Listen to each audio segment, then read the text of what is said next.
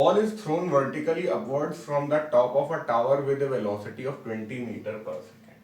तो 20 मीटर पर सेकेंड की वेलोसिटी से अपवर्ड फेंका गया है, नीचे की तरफ नहीं फेंका गया है, इसलिए हमारी जो बॉल की ट्रेजेक्टरी होगी वो ऐसी होगी, है ना, पहले ऊपर जाएगी फिर नीचे जाएगी। ठीक है, बढ़िया डायग्राम बना लेते हैं। हर अच्छे सवाल की शुरुआत एक अच्छे डायग्राम से होती है। ठीक है, कोई हाईएस्ट पॉइंट होगा इसका, यहां पर 20 मीटर पर सेकेंड जो वेलोसिटी है वो ऐसी है, इस डायरेक्शन में, फिर ऐसे ऐसे गया। तो ये भी याद रखिएगा कि जब वापस ये इस पॉइंट से गुजर रहा होगा तो यहां पे भी, मतलब इसके सामने ये वाला पॉइंट है, तो इसके सामने भी इस जगह से फिर 20 मीटर पर सेकेंड से नीचे जा रहा होगा। ये भी बड़ा इंपॉर्टेंट फैक्ट है, ये हम लोग यूज भी करेंगे। The ball strikes the earth after 5 second of throwing, मतलब ये पूरी यात्रा 5 सेकेंड में हो गई। ठीक है, what is the height of the tower, what will be the velocity of the ball while striking the earth। तो हाइट ऑफ टावर आ जाएगी, तो फिर तो यहां से यहां तक जो स्ट्राइकिंग वेलोसिटी है वो भी हम लोग निकाल लेंगे। ठीक है, तो ये ग्राउंड है, ये लोएस्ट पॉइंट है।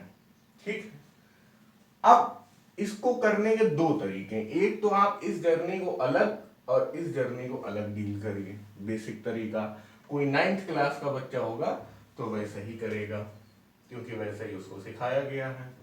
और एक दूसरा तरीका ये है कि इसे एक ही बार में डील कर लिया जाए। तो मैं पहले कठिन वाला तरीका बताता हूँ, लंबा वाला तरीका बताता हूँ। ठीक है, आप वेट करिए, और नहीं तो वीडियो आगे करके आगे चले आइए। ठीक है, तो चलिए इसमें यहां से लेके ये हाईएस्ट पॉइंट तक जितनी देर जाएगा उस टाइम को मैं ले रहा हूं टी, इस टाइम को, मतलब ये भी टी और ये भी टी, और फिर यहां से लेके जो आ गया ये हो गया t1। तो 2t plus t1 is equal to 5 second. पहली तो ये इक्वेशन हो गई। अब ये बहुत आसान है कि t कितना होगा, क्योंकि देखिए इस वेलोसिटी से फेंका गया तो यहां पे रेस्ट पे आ जाएगा। तो v is equal to u minus g t. Minus क्यों लगाया, जब हम लोग इधर जा रहे हैं तो वेलोसिटी के ऑपोजिट डायरेक्शन में ग्रेविटी काम कर रही है, जब हम लोग इधर जा रहे हैं तो वेलोसिटी के ही डायरेक्शन में ग्रेविटी काम कर रही है।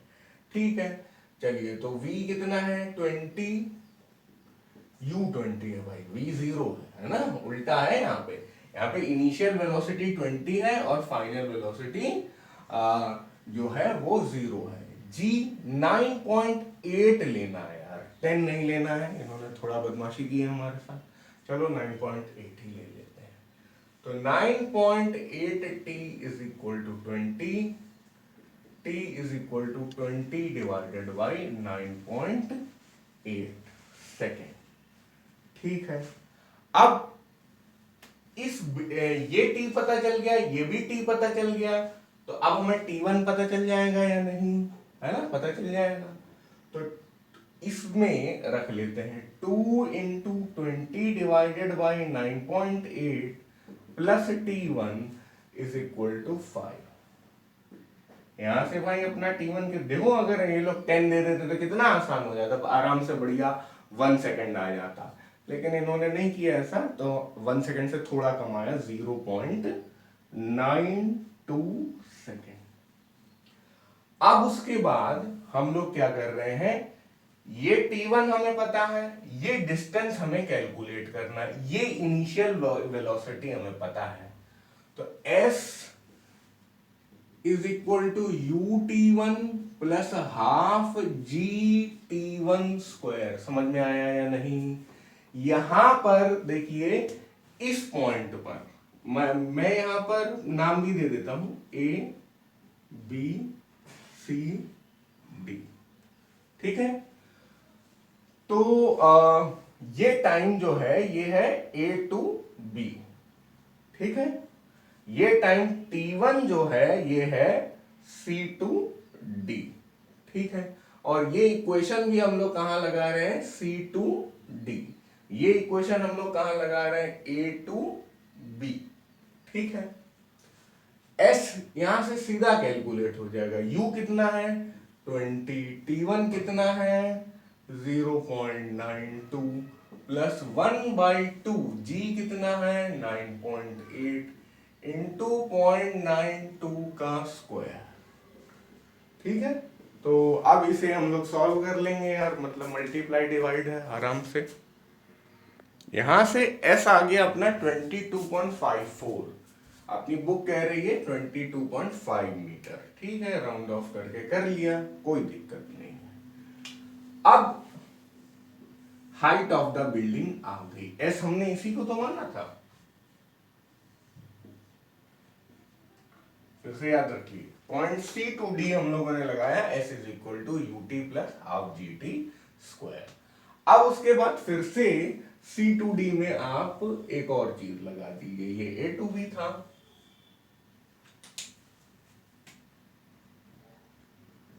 C2D में क्योंकि वेलोसिटी एट D अब हमें निकालनी है, तो हम लोग क्या लगाएंगे, V is equal to U plus GT। क्यों, U को हम लोग रखेंगे 20। अब मैं ये भी लिख सकता हूं यार UC VD, ऐसे भी कर सकता हूं। T1 हमने इस टाइम को माना है। Velocity at point D, U क्या था 20 मीटर पर सेकेंड, और G क्या था 9.8, और T1 कितना था, T1 है ये 0.92, ठीक है। तो 9.8 और 9.2 को आपस में मल्टीप्लाई करेंगे, कितना आएगा 9.016,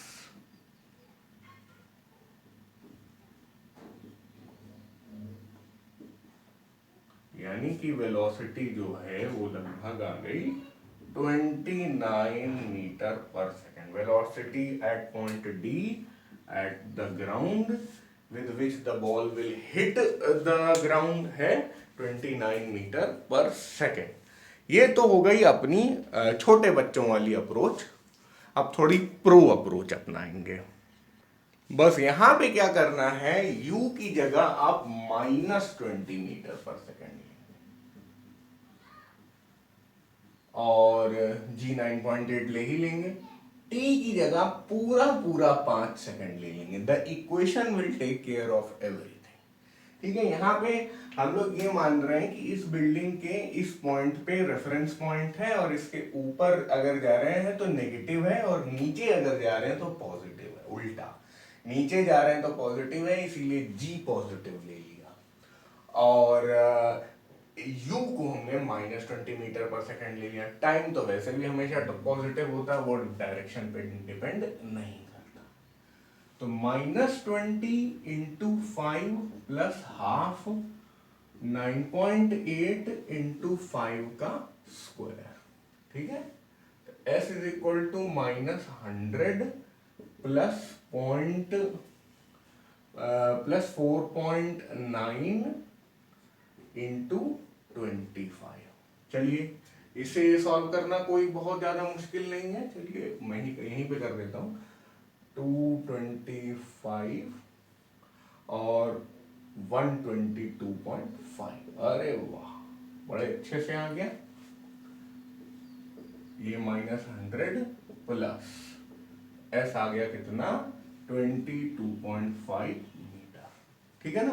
तो आपने एक ही बार में जो है अपना आंसर कैलकुलेट कर लिया, इसीलिए ये प्रो अप्रोच है।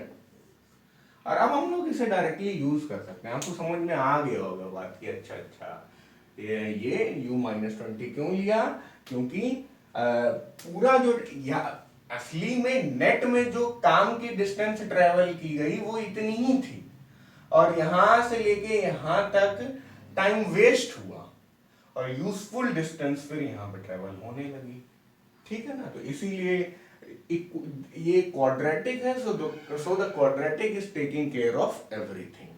अब यहां पर दूसरा बात क्या था कि हमें वेलोसिटी यहां पे निकालनी है। इनफैक्ट इस पूरे पे आप ये लगा लीजिए v is equal to u plus g t. फिर से आप u को -20 रखिए, -20 प्लस 9.8 इंटू टी कितना है, 5 है, -20 तो ये कितना हो गया 40, 4 45 4 49, 49 में से 20 गया 29 मीटर पर सेकंड। अरे गजब, ये तो बिल्कुल बच्चों का खेल हो गया है ना।